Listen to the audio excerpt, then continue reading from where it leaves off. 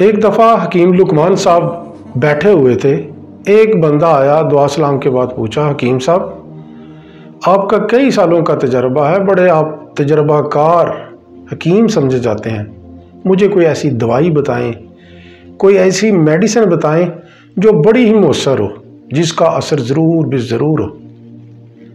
حکیم صاحب نے تھوڑی دیر سوچا اور بتایا، محبت اور عزت۔ اس بندے نے کہا، حکیم صاحب اگر یہ اثر نہ کرے تو؟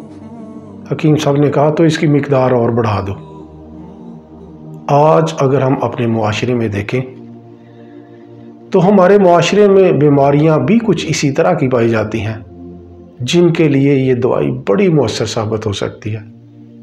آج ہمارے معاشرے میں کینہ، بغض، حسد، انا پرستی، جھوٹ، غیبت وغیرہ، اگر ہم ان بیماریوں سے نجات چاہتے ہیں تو ہمیں حکیم صاحب کے نسخہ پہ عمل کرنا چاہیے، دوسروں کو احترام دینا چاہیے، محبت سے پیش آنا چاہیے۔